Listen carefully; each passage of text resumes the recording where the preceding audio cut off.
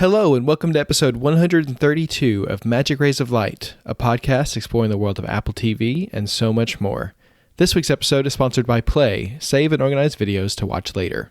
I'm Devon Dundee. I'm joined as always by Sigmund Judge. Hey Sigmund, how's it going? It's a really good week.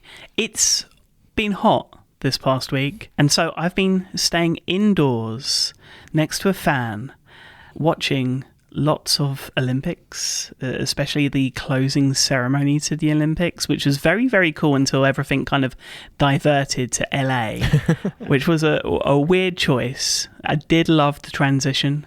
Tom Cruise trailing down the Stade de France, then jumping on a jet to LA and delivering the Olympic flag. One thing that I kept noticing though during the Olympics was how all of the different athletes were wearing all manner of different headphones.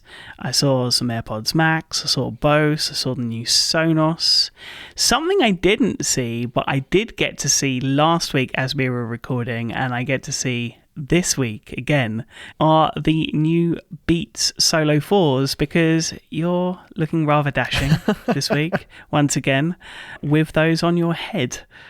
Well, thank you. That's very kind of you. My wife surprised me with these. I had mentioned when they came out that I might put them on my birthday list. I snuck them in there, and this wasn't a birthday gift. It was just kind of a thinking of you kind of thing. It made me really happy, and I've been wanting to try some on-ear style headphones for a while now. Listeners may know that I've tried some over-ear ones, including the AirPods Max in the past, and just run into comfort issues there. And so this is something that when the Beats Solo 4s came out, I thought, oh, that could be the solution for me. And it turns out that they actually are. So tell me, what makes these different? What made these keepers, beside them being gifted by a wonderful wife? Well, I think the big difference is these don't have active noise cancellation, so they don't have to create as much of a seal with your head, and so that clamping force isn't quite as strong. At least that's how it feels to me anyway. With the AirPods Max and even the Beats Solo Pros, when those came out a few years ago and were out for just a short time, instantly when I put them on, I just felt tension across the front of my skull. And it just turned into like this splitting headache right between my eyes. I don't get headaches. And so like it was one of those things I could instantly feel. And so this set of headphones, I could tell from the moment I put them on that, oh, by the way, these actually feel great.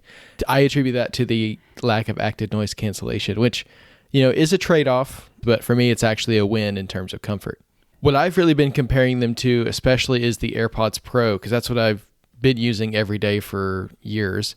And so for me, the question is like, well, why would you have headphones if you've already got these really great earphones, right? And so that's been the comparison I've been making. The trade-offs, there's some pretty significant ones that if you're used to AirPods Max or AirPods Pro, anything in that line, you're going to notice immediately. The biggest one is auto switching between your Apple devices. There's no auto switching. So with AirPods Pro, if I'm listening on my phone and then I want to switch to my iPad, I can just hit play on my iPad and the AirPods will jump over. Well, if you're wearing the Beats Solo 4s and you're listening on your phone and then you hit play on your iPad, it's just going to start coming out of your iPad speakers, which is not what you want, right? Yeah. You have to go into your AirPlay settings and actually manually switch it over. It does automatically pair with all your iCloud devices, so that part is good, but it doesn't switch. You have to get in the habit of manually switching like AirPods before they had auto switching. Of course, I've only ever seen you wear them whilst we're recording the podcast for the last couple of weeks. What are they like when it comes to consuming media? Have you had any opportunity to check that out and see what their performance is like? Oh, yeah. I mean, I've basically been wearing these nonstop for the past couple weeks now. And the battery life is wild in that sense. I've charged them once, which is amazing. And they charge via USB-C, which is awesome. But as far as performance when consuming media, when it comes to music and films, I've definitely noticed an increase in sound quality. I'm not the most qualified in terms of like describing exactly the highs and mids and all that stuff. The bass is definitely there. It's not overpowering like some previous Beats headphones have been, I think it's very well balanced, but it's just because it's got a bigger form factor, they can pack more of that oomph in there. And that's really nice. And it also features, of course, spatial audio. So you get that faux surround sound going as you're watching your shows, which is great as well. Yeah, I am very, very happy for you because, I still love my AirPods Max, but I think it's really important to know that there are other options for people that didn't work for. And finally, there's a smile on your face with over-ear headphones. I'm loving them. They look great. They feel great. But enough about my headphones, Sigmund, because we've got lots of Apple TV to cover this week. We're going to discuss Apple's change in their theatrical strategy. We're going to take a look back at our immersive elephant journey with wildlife. But we're going to start with our highlight on new Apple original series, Bad Monkey. Andrew Yancey has been bounced from the Miami Police Department and is now a health inspector in the Keys. But after stumbling upon a case that begins with a human arm fished up by tourists, he realises that if he can prove murder, he'll be back in. He just needs to get past a trove of Floridan oddballs and one bad monkey. I'm not a detective anymore. They said I was reckless, inappropriate, and glib. Why can't you just hide me on the desk in here? I wouldn't even be doing any work. I'd just be checking the websites I like. The woman came in to report her husband missing. Meet her, give her the remains. What if this wasn't an accident? There's somebody who's keeping an eye on me because of what I know, but I really don't know what I know. You had a concussion. I'm fine. Please tell me you didn't drive here. I don't think I did. On a scale from 1 to 10, how screwed am I? A million. You don't think I'd understand that 10 is bad? Bad thing. This comes from Bill Lawrence, based on the novel by Carl Hayson, starring Vince Vaughn, L. Scott Caldwell, Rob Delaney, Meredith Hagner, Natalie Martinez, Alex Moffat, Michelle Monaghan, Ronald Pete, Jodie Turner-Smith, with special guest star John Ortiz and guest stars Zach Braff, Ashley Nicole Black, Scott Glenn, and Charlotte Lawrence. Wow, wow, wow. Important to note, though, quickly, that this show doesn't centre around a monkey, who will be all too familiar for seasoned viewers of Friends and Community. And yes, I have a gripe with Crystal the monkey not having an actor profile in the TV app. Hopefully we can change that. Instead, this breezy detective mystery follows another bad monkey, namely Vince Vaughn as Andrew Yancey, who's a former Miami detective banished down to the Keys after a scandal. Now with the title of restaurant inspector, whose life isn't too bad outside of work. He lives in a beachside cottage, has an on-again, off-again relationship with Bonnie, played by Michelle Monaghan, and despite being put at arm's length by the Force, he finds himself in the situation of transporting a severed arm, fished out of a boat in the opening scene of this series, back up to Miami. Whose arm is it? Where did it come from, and how does it relate to a sudden boom in real estate development, a recently deceased husband and father, and the community witch doctor named the Dragon Queen? Well, that's all part of the fun, isn't it? It is. I think actually my favorite part of the fun, the thing that I've enjoyed most so far about this series, is the narration by Scott Glenn. He plays the boat captain who's driving the boat when the arm is fished out of the water.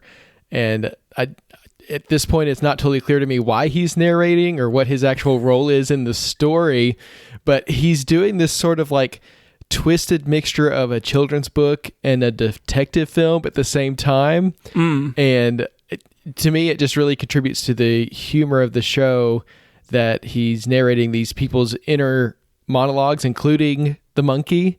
But yeah, you've got this whole mystery of this arm, and we're following along with Andrew Yancey, played by Vince Vaughn, as he's trying to figure out what's going on. Now, I have to say, I had kind of a roller coaster of expectations with this one, kind of based on the initial announcement. Very, very excited. Then that trailer, we talked about it a couple weeks ago, didn't really quite do it for me. But I'm pleased to say that I laughed a lot during these first 2 episodes. And it wasn't just the narration, but I think that contributed to it quite a bit. I think when narration's done well, it can really just reinforce what the series is trying to do. But of course, you've also got Vince Vaughn's Andrew Yancey, who is a flawed, but I would say he's not unlikable protagonist. He's someone that, you can root for. He's not somebody that's just going to completely put a bad taste in your mouth. He's got a history, and we kind of learn that as we go along, and you might even question some of his decisions, but I think at his core, he is trying to help people, and his main motivation is just getting his job back, and so that's something that we can kind of get behind. And Vince Vaughn has this style, I think, that he really laces well into the series of wordplay and understated humor that sometimes goes just one beat too far, and normally it wouldn't work, but because it's him and the way that he does it, I think he pulls it off really, really well, and it's just this very unique style of humor that I think didn't translate well into a trailer, but when you're watching a series, especially a couple episodes, give yourself time to get into that world, I think it really does work. Now, story-wise, the storyline that drew me in the most actually wasn't the one following Yancey, but actually the one that takes place in the Bahamas with Neville. It seems totally unrelated at first to what Yancey's up to. You kind of set it up a little bit in the introduction that there's this real estate development that's going on, and there's just all these different elements that we don't really know how they all tie together, but there's this slow reveal of how Andrew and Neville's lives intersect. So we do get there, but it's a slow thing, but I just enjoy spending time with him and his friends and his world. I think that was a really compelling aspect that I really just wasn't expecting. Yeah, I do love the subject matter because it's something that has been in the news, especially in the States with Hawaii and the rebuild there. So I think it's really interesting to have that element brought into play in this. That story comes with a number of standout performances. Beyond Ronald Pete, Natalie Martinez as Dr. Rosa, with this flirtatious chemistry that draws both the viewer and Vancey in. And we don't normally see that present in Martinez's previous work. But without spoiling anything, look out for Meredith Hagner as Eve and her journey from barely mourning widow to full-blown psycho with a wickedly comedic edge that fans of the Max original Search Party, which I've mentioned a number of times on here, I think they're going to love. She's just absolutely fantastic in this. Here is the issue, though. There was something that felt a little bit off, and what I think it is mainly a mismatch between the breezy style of writing that you would come to expect from Bill Lawrence and his team, and this very moody cinematic direction that's been chosen to accompany it. And I think that's going to be a bit of a head-scratcher for some initially. That said, I think viewers are going to have a blast, and it's so good seeing Vince Vaughn head this project, at least on the screen. Charming as ever. But I felt that for pretty much all of the characters throughout. Whilst this is a 2-episode premiere, I think it would have worked really well as a 3-episode premiere. So after you've watched the first 2 episodes this week, get prepared for a big WTF cliffhanger for that 3rd episode. Of course, Bad Monkey premieres globally with its first 2 episodes today on Apple TV Plus across all of your screens. Well, moving from the beach and a whale of a time, now we have to talk about some wolves, Sigmund. And yeah, I did say wolves instead of wolves. That's the name of the movie. And we got some really just out of the blue, I think, surprising news about the upcoming Apple original film last week. Of course, it features George Clooney and Brad Pitt. But now, instead of a wide theatrical release, it will see a limited theatrical release on September 20th. Before streaming globally just that next week, September 27th, on Apple TV+. This is a pretty big pivot from the original plans where we were expecting a wide theatrical release and then quite a bit of time to wait between that and the streaming release. Matt Dentler, who's the head of Apple Original Films, said this in a statement: "Wolves is the kind of big event movie that makes Apple TV Plus such an exceptional home for the best entertainment. With George and Brad's remarkable and engaging chemistry under John Walk's extraordinary direction, Wolf blends all the great elements of comedy, action, and drama into a hugely entertaining movie that will leave audiences ready for what's next. Releasing the movie to theaters before making it widely available to Apple TV Plus customers brings the best of both worlds to audiences, and we're excited to see fans embrace the movie as we start working with John on the sequel. So what they did here, it's very interesting. The announcement, the big news from Apple is actually the sequel, right? They want to say, this movie is so great that we're getting the band back together. John Watts, George Clooney, Brad Pitt. We're going to be doing Wolves 2, or maybe they'll actually call it Wolves for the next one. I don't know. We'll see. Or maybe it's like Wolves with 2 S's. I don't know. But they're pairing that sequel announcement with this news that they're really scaling back the theatrical release and turning this into much more of what we'd expect from a streaming release from Apple, where it's in theaters for a week and then it's on streaming. We've talked a ton about Apple's theatrical strategy, how it's been changing, how it's been ramping up over time since Killers of the Flower Moon, how we expected there to be this kind of dual strategy where there's always going to be those streaming films like The Instigators, which we saw last week, but these tentpole movies were going to be going to theaters for at least a few weeks, maybe 6 weeks or so before coming to home release and then eventually to streaming. So I guess the question is, what's going on here and what does this mean for Apple's future theatrical strategy? Do you have thoughts? I mean, I don't know if we have answers, but we definitely have thoughts. I guess my question here is whether or not this is like a dramatic change in strategy.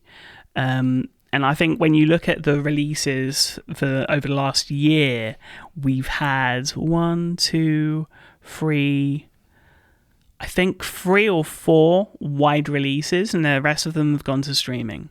The reality is that, of course, Wolves was supposed to be a big release for Apple in conjunction with Sony Pictures. The last Sony Pictures Apple original film was just a few months ago, and that was Fly Me to the Moon. That only took $30 million worldwide. So I would imagine that was a loss and didn't perform the way they expected it to. Star power isn't what it was. There was a day where a Scarlett Johansson and Channing Tatum feature film would pull a huge audience. I would say the same for George Clooney and Brad Pitt. Those names, they're attached to everything from Nespresso ads to TV shows to all sorts. And I wonder if they have the same kind of magnetism that they once had. Movie stars in general, I think, they're all over social media now. There isn't a massive mystique. I think that's all kind of been lifted a little bit, and that might be hitting Apple's strategy a little bit and into what actually pulls an audience. I think fresh ideas and different voices are the things that are pulling audiences in, despite, of course, the occasional Marvel film. But it is kind of like independent thrillers. A lot of films that I feel Amazon, since they acquired MGM, they've been doing something quite special with their film output.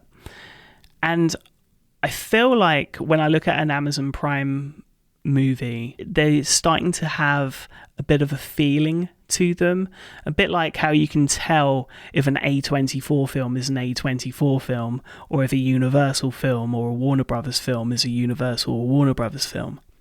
For a little while, especially in the beginning, I felt Apple original films did have a particular mystique to them, which made them Apple original films.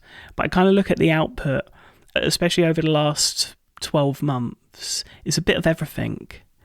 And it feels like there may have been a decision to really just build up the catalogue rather than really focus in on how they were going to move forward in producing films. Because a lot of these are acquisitions, right? Whether or not they're marketed as Apple original films or not, they will have been pitched initially, and there would be a package, for example, with George Clooney and Brad Pitt. I wonder if overall what we're going to see is a decline in wider theatrical releases until Apple have really kind of got their heads round what they want to do from the ground, really, from the foundations of making films, testing films, and not just acquiring packages. It's just a tough environment to be releasing films into right now. Like you said, we're in an age of fandoms where people will show up for their particular favorite star maybe, but it's not the type of thing where we're, reading about these stars in the magazines and where they can necessarily draw just based on the name that maybe they have in the past. Again, there are some people who will go see a film just based on who it is, but usually, again, that's someone they're already a fan of. It's not just because it's a big name. It's also just such a crowded environment now. There's so many films, that are coming out. You're competing with streaming. You're competing with even social media, TikTok, and then you've got the free streaming stuff too. Not even premium, but what Roku and Freevee and all these other companies are doing. There's just so much to compete for our attention now that you really do have to find a way to break through the noise. And even if you have a film like, I would argue, Fly Me to the Moon did have that special Apple original element to it. It's ineffable. You can't really put words to exactly what it is. At least I can't. But I think it had that Apple touch to it, and it still didn't quite break through, right? Well, because I think the rollout for that film in particular kind of went down the old-fashioned rollout of having different premieres in different markets, right? And having that kind of glitzy, glammy. But there wasn't really a direct connection with the audience. I felt Argyle and Universal tried to do something like that, where they had the London premiere like fully streamed and tried to get interaction from that point of view. But I do feel like now that we're in this age and Apple have the advantages that other companies simply don't, the lack of innovation into tapping into those devices and their user base is a baffling one for me. It's been kind of surprising how traditional Apple's approach to theatrical releases has been. It's something we talked about even with Killers of the Flower Moon, and how it came to premium video on demand, then it came to streaming, and just the entire rollout. I mean, it just felt very, like you said, not necessarily innovative, which I think what Apple was trying to do was just be a player in the space and contribute to the ecosystem, and maybe not necessarily shake the boat, but just, we want to be a part of this community and this world that we're trying to contribute to, which I think is respectable. But at the same time, again, the theatrical world is just in a place where if it's not a sequel or a family film, or like you said, maybe an indie that it's being judged on a different scale as far as what success looks like. When your budget's smaller, then you don't have to make up as much money to turn a profit, right? Whereas Apple's spending lots and lots of money on these films. It's just, it takes something different really to again, just create a hit and something that's really going to get into the cultural zeitgeist. And that's tough. I don't envy anyone whose job it is to try and do that. I like that Apple tried. I hope that they'll continue to try in some sense. I don't want this to be the end of their theatrical releases, but at the same time, if a film like Wolves doesn't merit a wide theatrical release, I wonder what really will. I think a bigger part of it also is, when it comes to wider theatrical releases, does a wider release really work for the general audience outside of the big cities? And I'm not saying that there aren't moviegoers that aren't in the big cities, but there's normally like a creative community that will flock to these kind of films, right? Every week I go to my local cinema and it's a sellout for that opening weekend. I saw Trap last week, where someone actually came over to me and said, "I'm sorry, I think you're sat in our seats." And I was like, "I'm sure I'm not." And we checked, and he'd actually had a ticket for a showing that was 3 hours earlier. And there was nothing left for him to watch and no seats left. And I felt bad, but I felt even worse for his partner, who was cradling a box of popcorn and drinks ready for this film. And you do bump into people occasionally in the cinema, and you share these experiences together. But I know that experience is very, very different if you're going into an empty cinema, right? And I think that's what it comes to. I think is there are plenty of empty cinemas when it comes to wider theatrical releases. Netflix ducked out of theatrical a while back. And what Netflix are doing, which I'm sure Apple are doing for the same reasons, is we're getting like a week's limited release in select markets to be able to hit the quota that's needed to be eligible for awards. Where do you think, in terms of the future, Apple could innovate? Because if they're not going to have a wider release, and I'm very privileged because of living in London, so this isn't really going to affect me.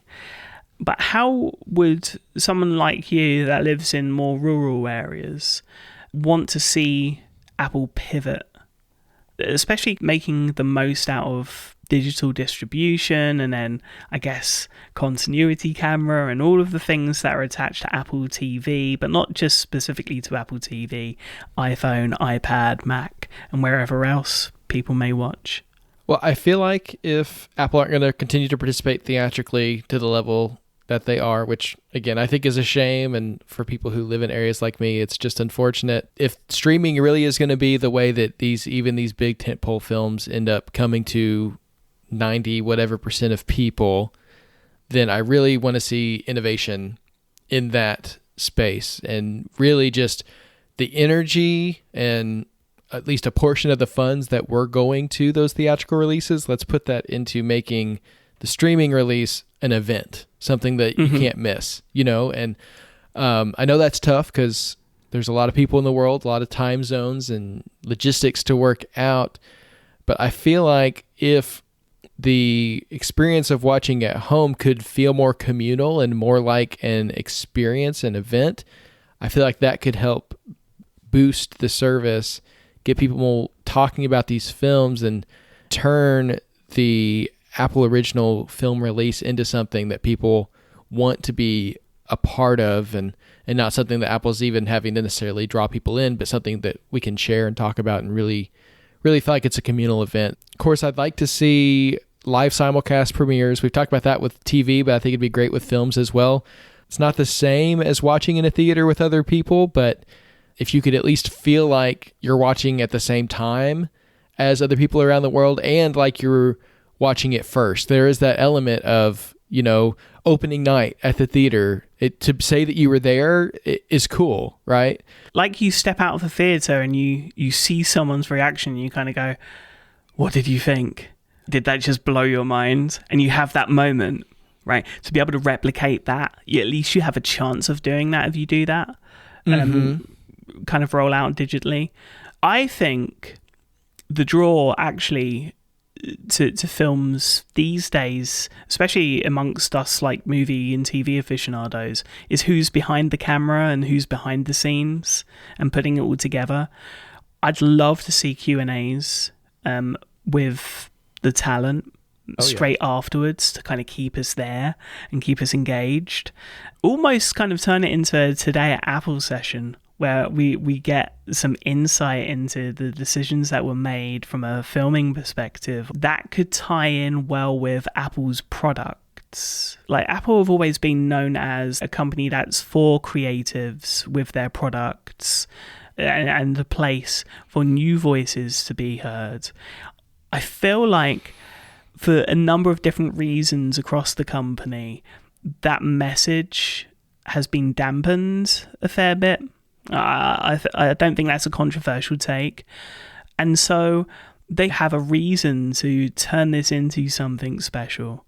and then get that engagement with the people that make the films, that do want to have that interaction and not just have it plonked on a streaming service with no rollout, no razzmatazz, none of this communal aspect of seeing a film. That, I think, is probably the most important element of all.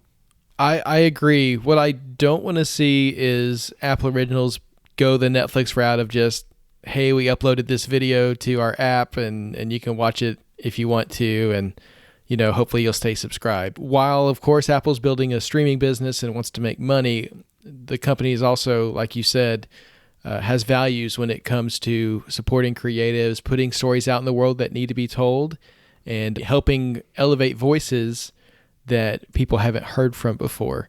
And so, again, if the theatrical experience is not that, let's see what we can do in the world of streaming to enhance that and really make Apple TV Plus a place that can elevate those voices and be a place that people want to come to.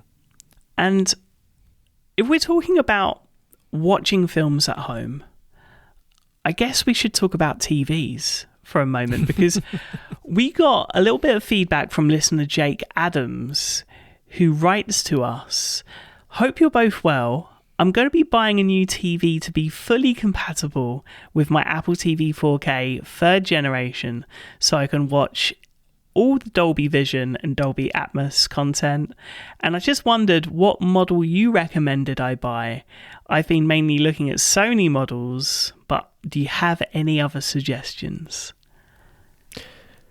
I've always thought, I like to keep an eye out on what I would buy if I just magically had the money to buy a new TV, because that's what we dream about, Sigmund. That's what people like us do. And I've always thought that I would personally probably go with the LG C line. So the LG C4 this year, but whatever year that comes out, the C5 next year or whatever.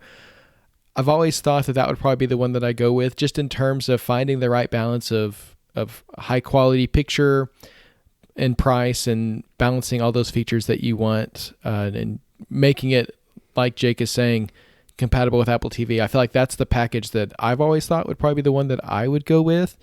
But I also know that there's a lot of changes happening in the world of TV panels and display technology. We talked not long ago about mini LED and really, really bright content, and how that's kind of on the cusp of becoming more a thing. So I'm not sure exactly how that changes the whole mix of things. But for me, I still think if I were going to buy a TV today, it'd probably be from the LG C line. What do you think, Sigmund? Yeah, I mean, the biggest technology that we talked about was Sony, and how their newer TVs are going to be able to adapt and optimize per streaming service. I don't think that's going to be able to work with an Apple TV attached. So that technology and that idea is kind of negated by Apple TV. That said, I have LG TVs everywhere. I like LG from a consumer standpoint. I think there's lots of different levels, different pricing, and you do need to be a little bit careful and do a little bit of research into how bright and how many zones.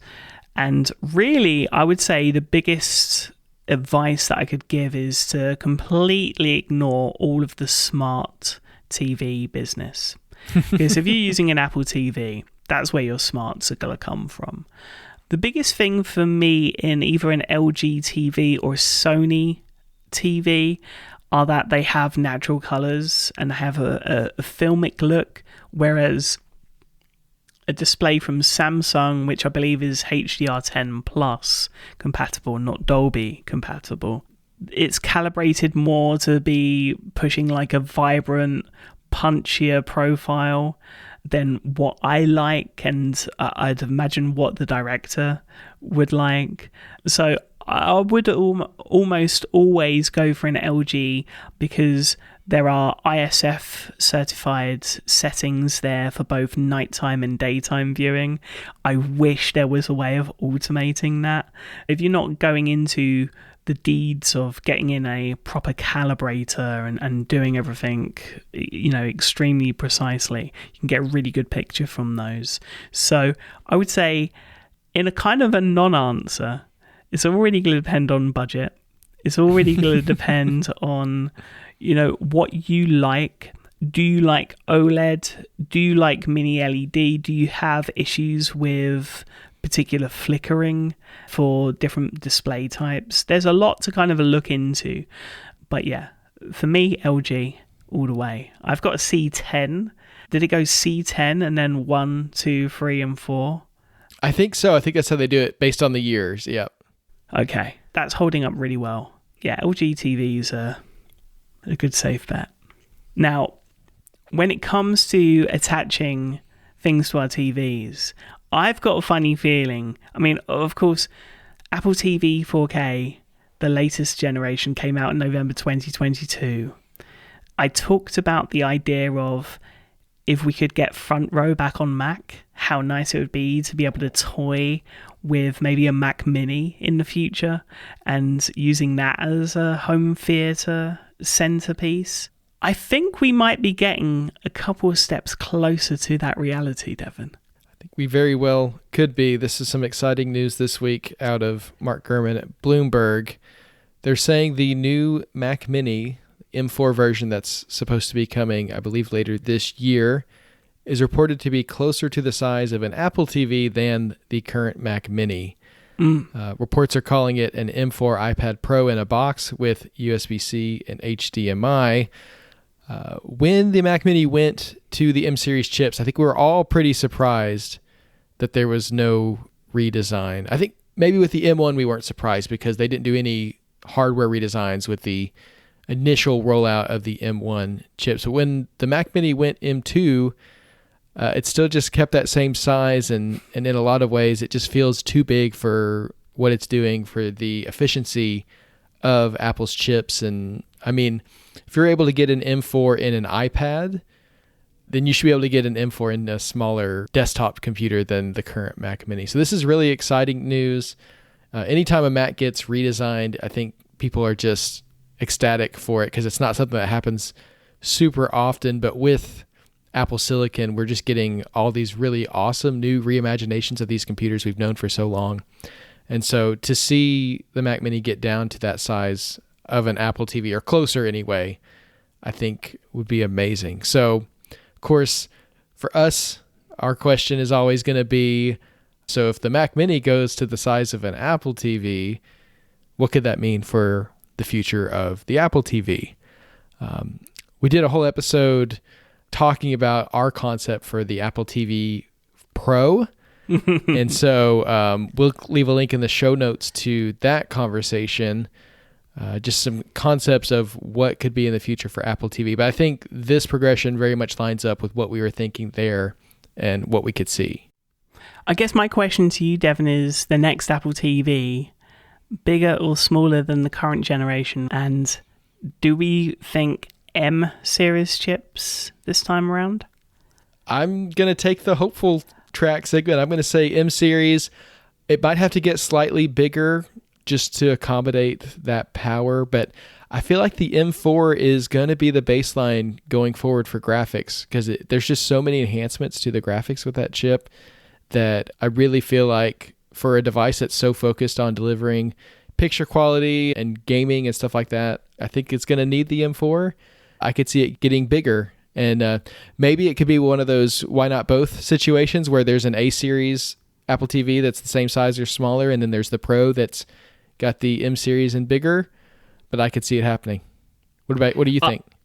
I mean, I think a little bit bigger. I think if it's in line with the Mac Mini, and I know this sounds like super, super niche, but I'd love a Mac Mini the same size so that it could fit in a 2U rack in my home theater setup right alongside my Apple TVs and run as a server. I think that would be really, really cool. I mean, you could do that already, but like a little silver Apple TV-like device. Yes, please. Yes, please. This episode of Magic Rays of Light is brought to you by Play, an iPhone, iPad, Mac, Apple TV, and Apple Vision Pro app for bookmarking and organizing videos to watch later. With Play, you can add videos from any Apple website, then organize them with tags, add markdown formatted notes, assign star ratings, and more. You can use Play to manage your YouTube subscriptions too, collecting new videos as they're released and then organizing them into folders. Play even lets you set per channel filters, hide YouTube shorts, auto tag videos, and create smart searches to keep your collection organized. And if that wasn't enough, it's super easy to use, but it's also highly customizable. You can tweak the layout, change default behaviors, and more, all to fit perfectly within your watching habits and preferences. If you want, you have the option to watch videos seamlessly from right inside Play. Play is the perfect choice for keeping track of videos to watch wherever you are and enjoy them later on whatever device you prefer. Visit getplay.app today to learn more, and don't miss the link in the show notes because listeners can get 50% off the first year of an annual Play Premium subscription for a limited time using that special link. Our thanks to Play for supporting Magic Rays of Light and Mac Stories this week. We do have quite a bit of app news this week, starting with a free new emulator that's hit the App Store courtesy of developer Adam Gastineau. It's called Virtual Friend, a Virtual Boy emulator, allowing users to revisit Nintendo's 1990s era attempt at VR gaming in the classic red and black color scheme or with a custom color scheme of their own on iPhone, iPad, or for the most authentic experience, Apple Vision Pro. So you can re-experience the Virtual Boy on your Apple Vision Pro thanks to this new emulator. Of course, we'll link that in the show notes. I knew there was a reason why I collected the emulation files. Looking forward to checking this out for sure. Another thing that I'm looking forward to checking out, which I haven't had a chance to yet, it was updated last week. Blackmagic and their camera app is now at version 2.0 with new features, including an iPad version with the ability to monitor and control multiple phones at once from a single device, alongside HD capture at 100 frames per second. This has me very, very excited. It's the thing that I said was missing that I wanted, and then, of course, Final Cut came and beat Blackmagic to the punch on that. What I want to see though is a mix of the two. So Blackmagic's cameras are well known for being able to be controlled via an ATEM switcher, have basically someone on the side as a director just flicking all the switches and doing everything that they need to do. I wish there was a way of being able to bring iPhones to that environment, or bring Blackmagic cameras into this environment in the Blackmagic camera app for iOS. That is my next wish. That is my next step. And I'd imagine, because last year there wasn't really any updates to the ATEM mini switches, if we see something or some kind of product that is able to kind of tie everything together, that's what I want as a content creator and as a budding filmmaker. More on that soon. I have to say, when you mentioned the possibility of something like this coming to Blackmagic camera, that was before Final Cut camera, and I thought it seemed unfeasible. But as always, Sigmund, you're predicting the future, so I'm not going to bet against you this time, and I imagine we'll see something tying together the iPhone and Blackmagic cameras and ATEM. They're just pushing this technology so far. It really is great to see and really fun to keep up with. Now we have to talk about Disney some more. We talked about Disney quite a bit last week. Lots and lots of Disney. So more Disney news. Disney Plus are set to finally start cracking down on password sharing beginning in September. The app is expected to prompt users to get their own account if they're discovered to be using someone else's, based on location, usually is how they figure that sort of thing out. The company has also said it has plans to add paid sharing features for an additional fee, a la Netflix, but there still aren't any details yet on what that offering is going to look like. So the password sharing crackdown is coming in full force starting in September. So if you're a Disney Plus subscriber and you're in that situation, be aware that you may be having to make some alternative plans going forward. I'm going to share a couple of tips in terms of how I'm combating this a little bit with friends, because unfortunately streaming fatigue is a thing, even when you have a weekly Apple TV podcast.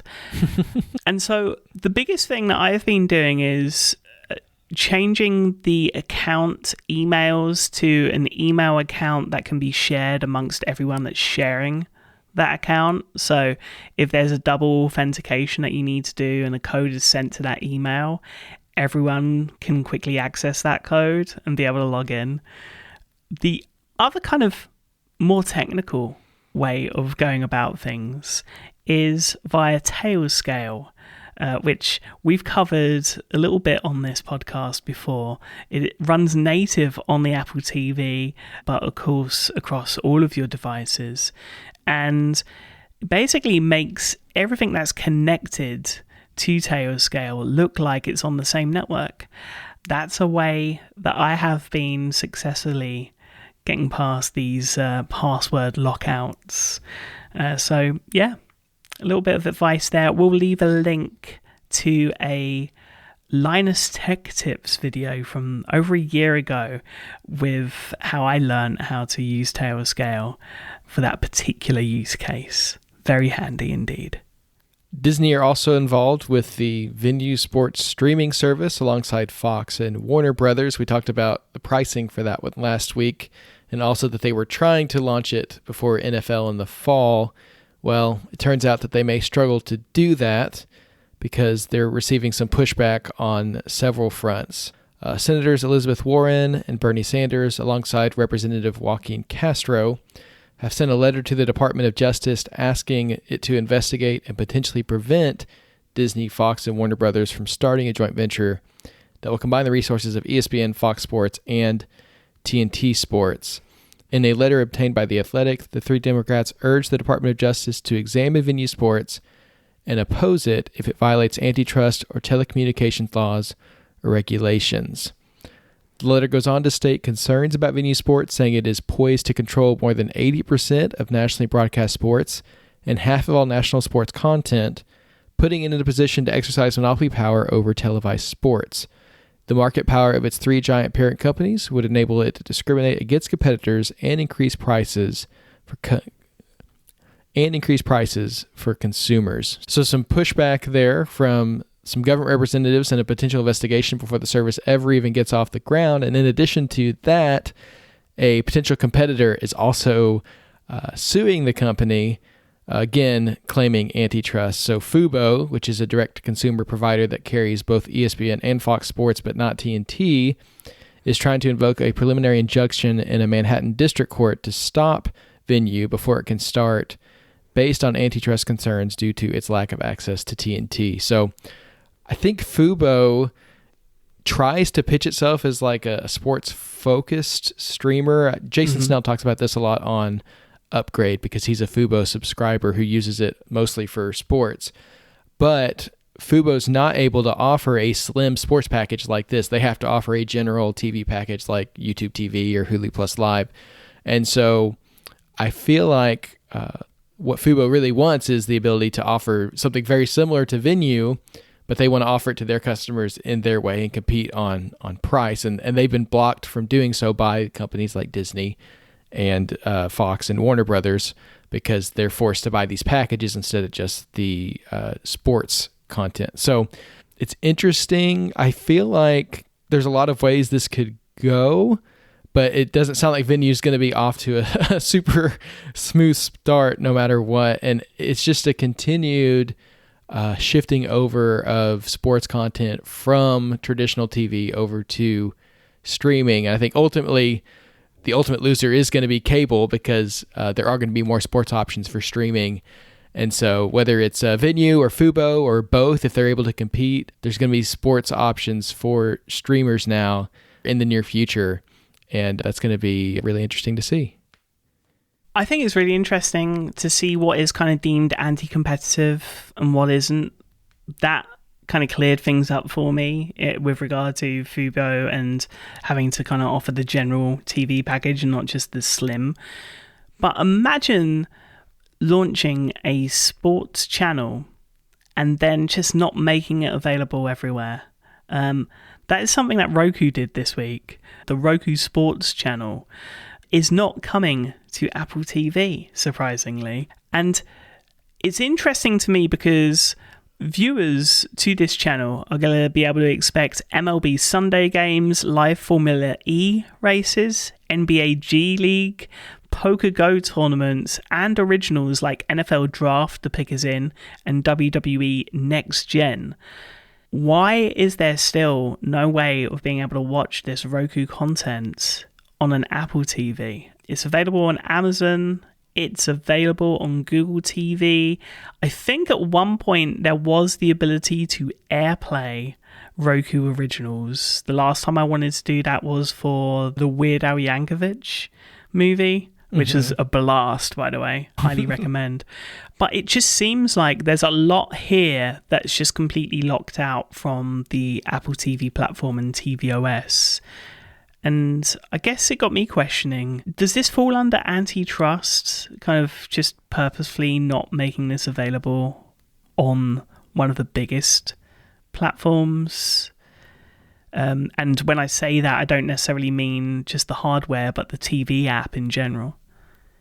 Yeah, the whole thing about antitrust is it's all about how dominant you are as a player, right? And whether you're using that dominance to hurt competitors. And I don't know exactly what Roku's market share is. Pretty big, pretty substantial. Yeah, they I know they do create, streaming sticks, but also, their software is in a lot of TVs as well. So I could see making that argument that as such a big player, they should be required to, put their content on all the different platforms. It just doesn't make any sense to me why they wouldn't. I mean, it's just another channel, right? They have their channels on all kinds of platforms. So it feels like I don't know, I'm not a developer. I don't want to just assume that someone's job is easy, but it seems like something they could implement with the rest of their whole stack and keep these channels all consistent across devices. And my thing would be, if you had something like, I don't know, a watch-along chat system or something like that on a Roku box, right? You're innovating, and that's the way that you draw consumers from one platform to the other. Just to simply not have the Roku Sports channel and that content on Apple TV just sounds like a complete miss, whichever way you want to look at it. So if you're planning to watch either the Roku Sports channel or Venue on your Apple TV, don't expect anything in the near future. Talking of the near future, we have some trailer talk. And the trailer is so short that there won't be a clip, but there was a sneak peek of limited series Disclaimer coming in October about an acclaimed journalist, Catherine Ravenscroft, who's built her reputation revealing the misdeeds and transgressions of others. But when she receives a novel from an unknown author, she's horrified to realise that she is now the main character in a story that exposes her darkest secrets. This is, of course, directed by Alfonso Cuarón and stars and headlined really by Cate Blanchett amongst a crazy cast: Kevin Kline, Sacha Baron Cohen, Leslie Manville, Louis Partridge, Layla George, Cody Smith-McPhee, and Hyun.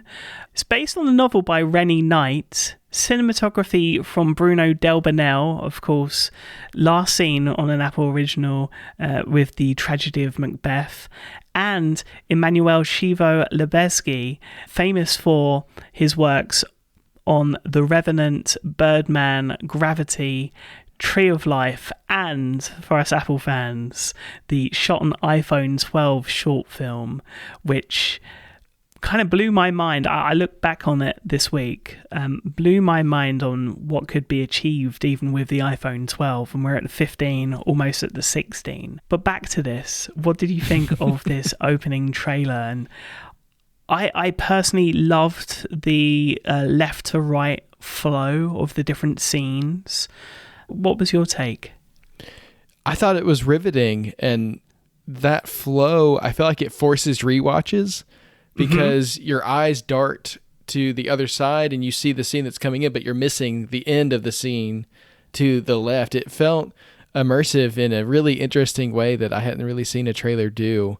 But yeah, I think, you can read the synopsis and it sounds like an interesting story, but just seeing this trailer, seeing it portrayed on screen, and there's going to be different timelines and flashbacks and these different actors portraying the same characters at different points in their lives. And it just all seems just so thrilling to me. It looks awesome, and I'm excited to see this one. Just a tiny, tiny taste of one that's coming in quite some time. We still got a little bit to wait here. So I'm excited for the rest of the marketing push, and I'm excited that Apple wants to get the hype for this one started so early. Disclaimer premieres with its first 2 of 7 episodes Friday, October 11th on Apple TV+, but not before making its global debut at the Venice Film Festival and making a stop in Canada for the Toronto International Film Festival in September. And talking of which, part of the Toronto International Film Festival docs lineup has been announced. The A24 and Apple Original Films upcoming documentary, The Last of the Sea Women, will see its world premiere in Toronto next month. Originally announced in September of 2022, Soo Kim's documentary, produced by Nobel laureate Malala Yousafzai, showcases an extraordinary band of feisty grandmother warriors waging a spirited battle against vast oceanic threats. The film's streaming premiere will be Friday, October the 11th on Apple TV+, the very same day that Disclaimer makes its debut as well. So a very, very busy day of streaming for the Apple TV aficionados amongst us. For sure. And then just 5 days later is the return of Shrinking for its second season. Last week we mentioned that date, but we also mentioned that the announcement video had been mysteriously pulled from Apple's social channels. Maybe somebody pushed that publish button a little too early. Well, it's back now alongside first look photos of the new season, which we'll link in the show notes. In development, Production Weekly reports that a 6th season of Slow Horses is currently in the works. They can make as much Slow Horses as they want, Sigmund. I'll watch all of it. So this is no surprise to me, and I'm excited to see that we're going to be spending more and more time at Slough House with our favorite Slow Horses. In the Screen Time newsletter at Bloomberg, Lucas Shaw reports that Apple has expressed interest in securing the rights to adapt tennis star Andre Agassi's memoir Open into a documentary, though no deal has yet been signed. I've heard great things about the book, and I think Apple has a concept for the documentary, but they're kind of working with Agassi on what exactly that's going to look like and haven't nailed down all those details yet, but hopefully we'll hear official news before long. Yeah, I remember the days of watching Wimbledon, Andre Agassi and Pete Sampras constantly dueling. I'm excited to see this one. And I've got a funny feeling it's going to have a different vibe to that Boris Becker three-parter that we got last year. A lot more inspiring, this one, I think. For casting this week, Judy Greer has come aboard Jason Keller's Owen Wilson-led comedy series, Price Cahill. She will play Amber Lynn, not Amber Lynn, but Amber Lynn, the ex-wife of the titular over-the-hill ex-pro golfer. Jamie Newman was originally cast as Amber Lynn, but departed the series for unknown reasons. And in an interview with Collider this week, Ted Lasso co-creator Bill Lawrence, of course, the creator of Shrinking and this week's highlight Bad Monkey, was once again asked about the possibility of a 4th season, and he had this to say. Whatever Jason feels like doing and whatever his decision is, we're all down with it. Not only is he the star, he's the head writer, and he's also the dude whose life just has to be completely overhauled and moved to a foreign country with young children. It's a big deal.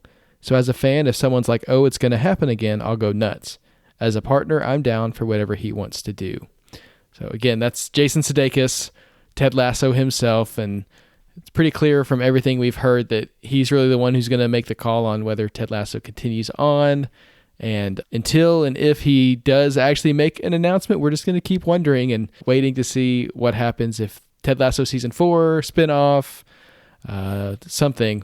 We'll just have to wait and see. But I think it speaks to how much people want to spend more time in that world that it makes headlines anytime anyone talks about it. I think until there's an official announcement, my best advice is just keep slapping the believe sign. It's going to happen one day.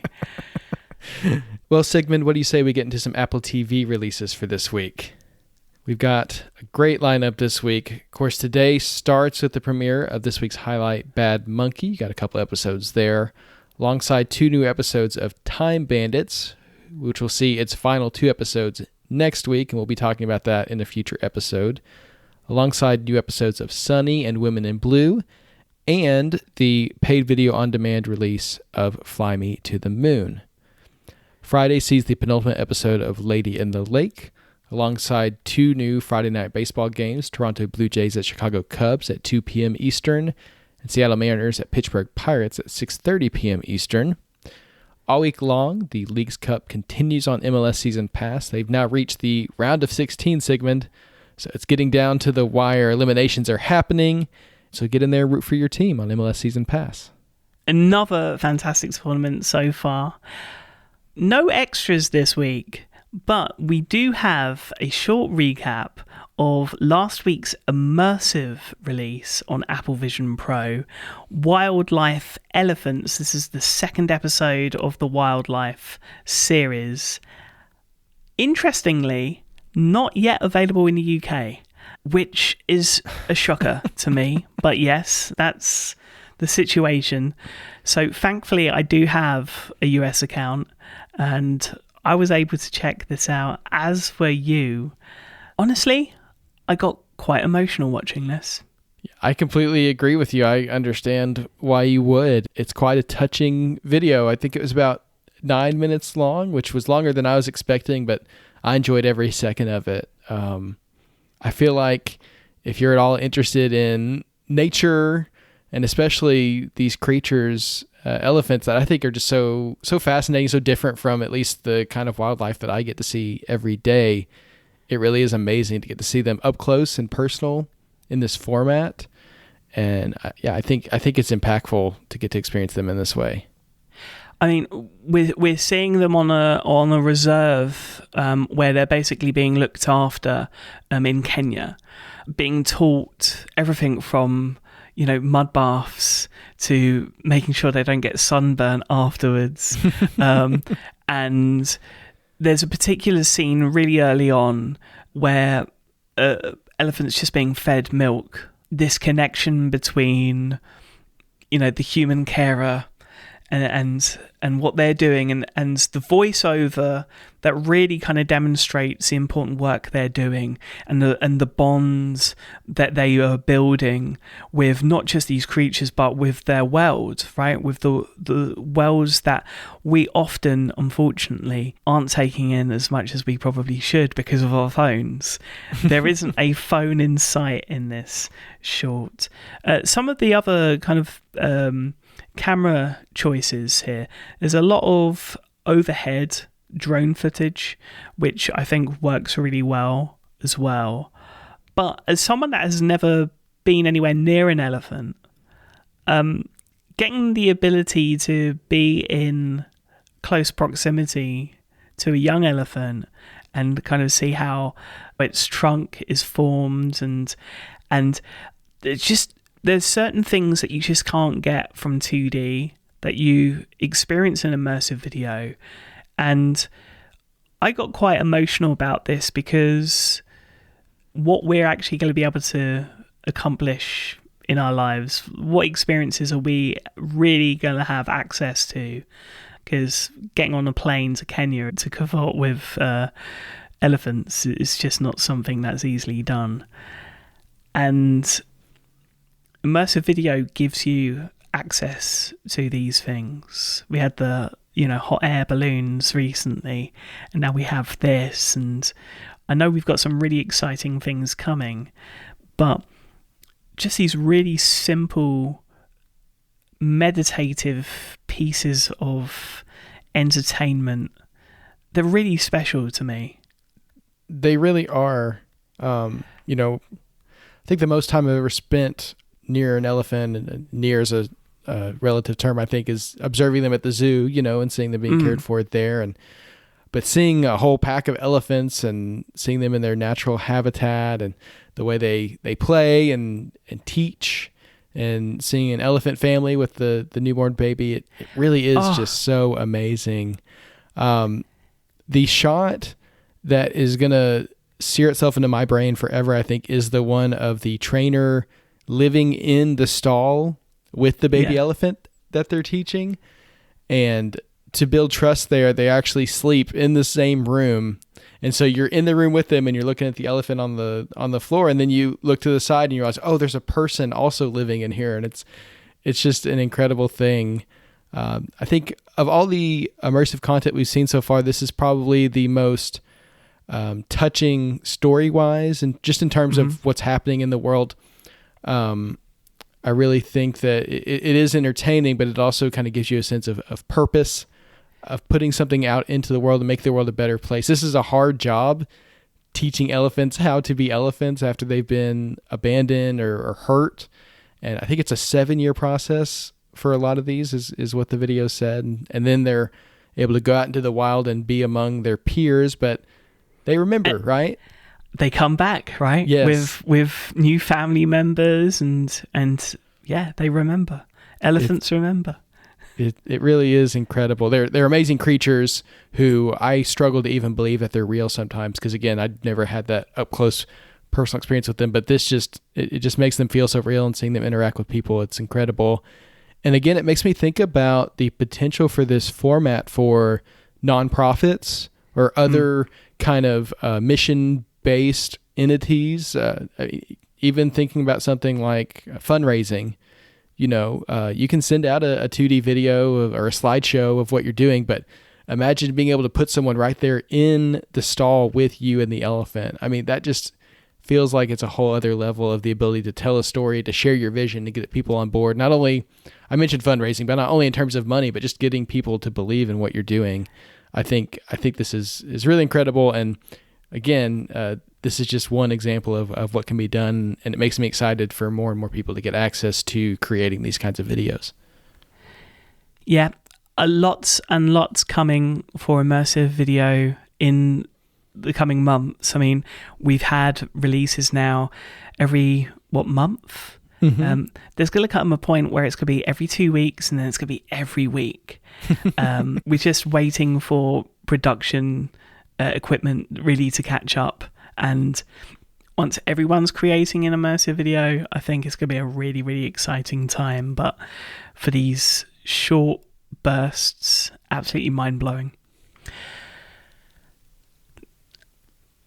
Well, absolutely mind-blowing. Wildlife Episode 2, Named Elephants, is available on Apple Vision Pro in the Apple TV app. It's time to round up this week's episode with our up next picks and our TV app highlights for the week. As always, Devon, you are first up. What have you got for us? I'm throwing it back to my childhood this week, Sigmund, with the release of Tales of the Teenage Mutant Ninja Turtles on Paramount Plus. Yes.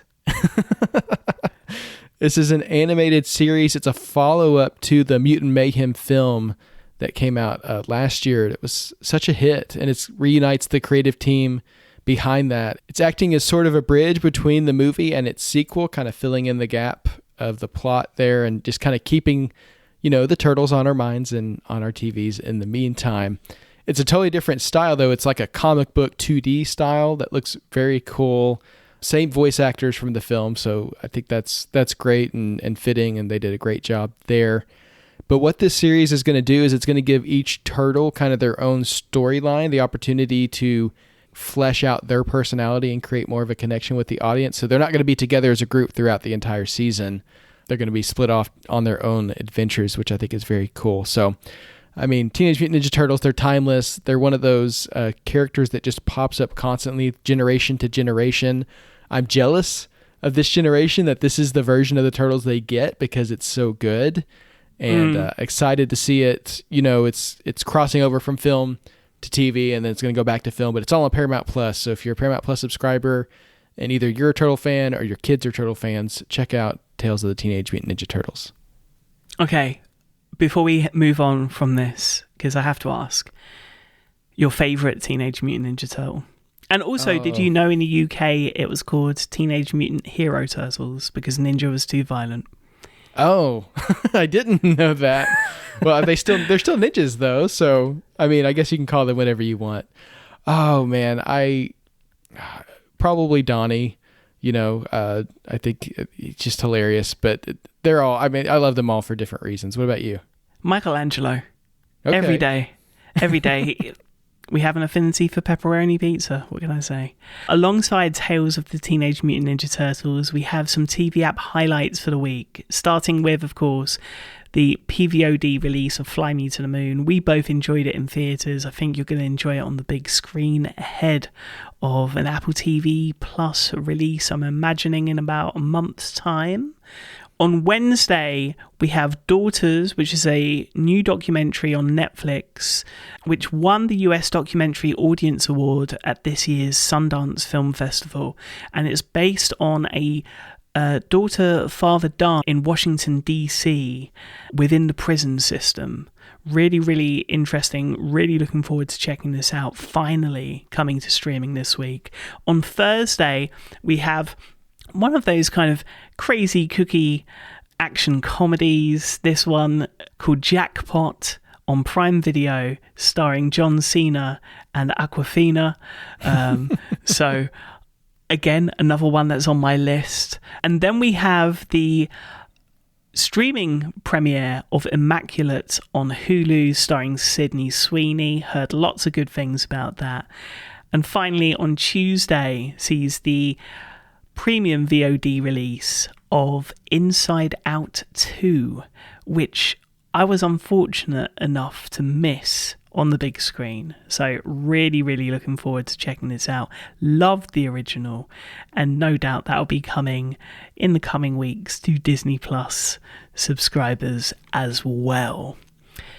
Sale highlight for this week: Arrested Development, the complete series, is currently available for $9.99, so all 4 seasons. Very cool to see. But gotta say, my highlight for this week, as it is every year this time of year, is the opening weekend of the English Premier League. Kicking off on Friday, actually, with Manchester United, my team, hopefully showing that they can make it the whole season without too many injuries and hopefully compete for a lot of honours. It's nice to see my football club finally be run like a proper football club.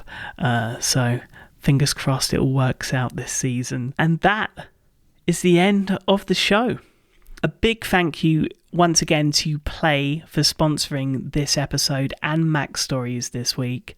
You can, of course, get in touch with us and let us know how you're getting on with Play over the coming weeks, alongside anything that we've discussed on this episode, by contacting us on social media via the links in the show notes, or you can email the show or send us an iMessage to magic@macstories.net. We'll be back next week with the highly anticipated return of Pachinko. So until then, stay safe, watch some Apple TV, play some Apple Arcade, and have a great week.